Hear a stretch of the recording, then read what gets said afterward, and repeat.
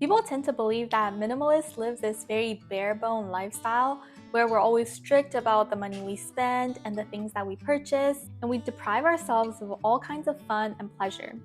People think that that's the opposite of a good life, which is about enjoying all types of luxuries and services, buying expensive things, and meeting every desire. But in reality, neither of those things are true. Minimalists are really good at enjoying life.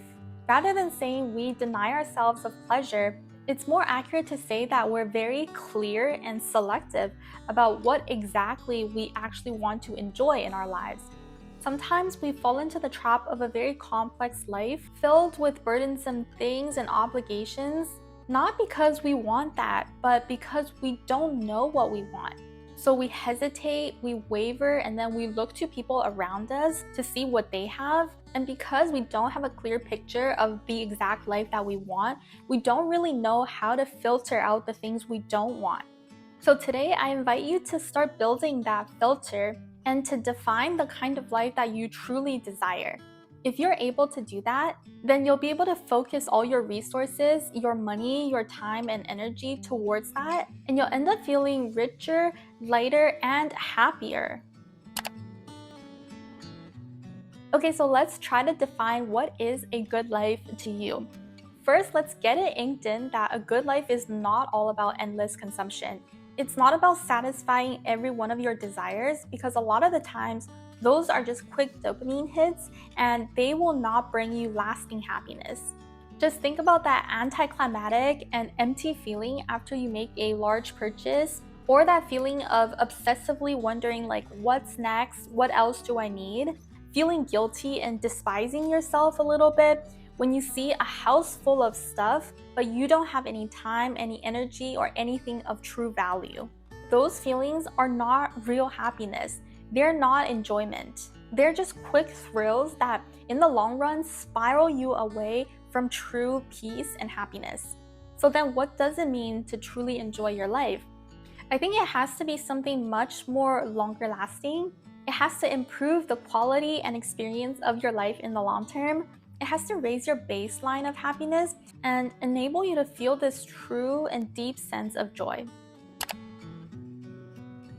If I'm buying something or spending my time doing something, then I ask myself this question: can this thing bring me true, authentic joy, or is it some kind of superficial joy? To me, authentic joy is this very pure, childlike feeling of happiness. You experience it when you're having fun, or maybe a sense of comfort and security, and it's not mixed in with some other emotions like sense of pride or superiority or a sense of respect coming from others. I like to keep a list of these joyful moments in the back of my journal, which I call treasure moments. And so I know these things are worth every penny of my money and my time. Some examples of this might be cooking with my family, going to the beach, hanging out with my friends, seeing pretty scenery, or playing a board game.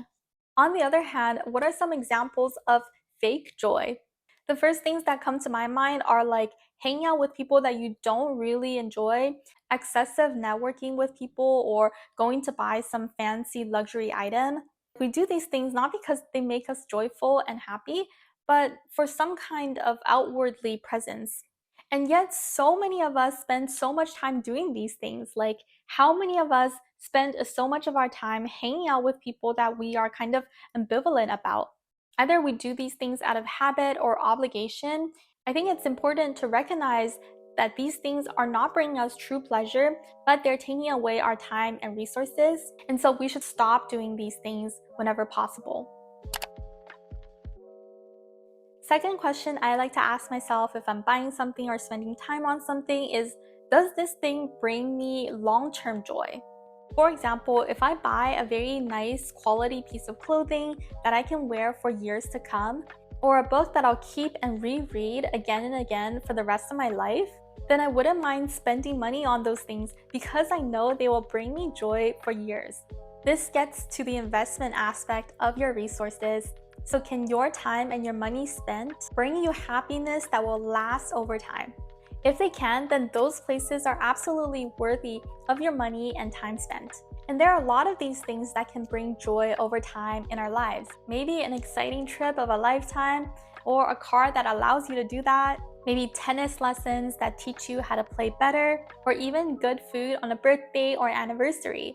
These experience-based things are way more likely to bring you long-lasting joy because they'll create that memory that you'll keep with you for the rest of your life.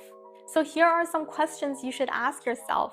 How long will this thing that I'm buying last? How long would the pleasure from this thing last? Will I still feel the joy or differences from this item 5 years from now?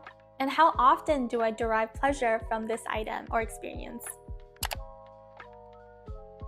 Third question that I like to ask myself is, am I really spending this money and time for my own sake? Or is it to prove something to other people? Am I buying something because everyone seems to desire it? Or do I personally love this item and experience? So many times, we get very confused about what everyone around us wants versus what we actually truly want. So I learned an example of this from my boyfriend. He's someone who's very difficult to be influenced by people around him. Like, he doesn't actually enjoy very fancy and exotic vacations that last like a couple weeks. So no matter how many Instagram posts he sees of people going on these crazy exotic hikes or these beautiful images of some wild location, he doesn't get tempted by them. He always tells me, yeah, that's trendy, that's what everyone else is doing, and it could be fun, but I would prefer a trip that's more low-key, or I would prefer to live in that location for a longer period of time to enjoy that lifestyle instead of going over there for 1 or 2 weeks during vacation. Like, he knows exactly what he wants, so he never gets swayed by people around him and these popular opinions. So ask yourself, what actually are the things that you personally love, not because it's trendy, but because you've always loved it? What do you want to do and achieve in your life that's different from other people? If you're able to distinguish your own desires from other people's, and if you don't feel the need to prove to other people your happiness and joy, then you could save so much money and time and live a life where you feel deep, true joy. So this fourth question is kind of related to the previous one. I asked myself, can this thing improve my person? Obviously, a big part of improving the quality of our lives is improving our actual selves. So that could be our health, our mentality, our skills, or even our appearance. These are the things that we take everywhere and in everything that we do, and it's physically impossible to feel or experience any joy out of life if we don't have these things. So I definitely make sure to reserve a part of my budget and time to things like my health, mentality, and developing my skills. For my health, I invest in buying a lot of quality foods, going to dentists or doctor's visits, taking the time to walk or sleep, or getting a good workout in.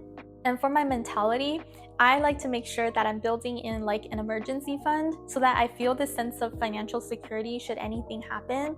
And I also like to invest in my relationships and family because I know spending time with them always puts me in this great state of mind. I also really like investing in my skills because they definitely allow me to work better and they allow me to create better things, which is a huge source of joy for me. So like I mentioned, I invest in books, listening to podcasts, or just talking to people who are more wise than me. Basically anything that allows me to think better and help me work more effectively. This last question is the most important question I ask myself is, does this thing that I'm exchanging my time and money for, do I already have enough of it in my life? If so, then exchanging my time and money for it, for more of it, is just not worth it because more of it will not bring me more joy.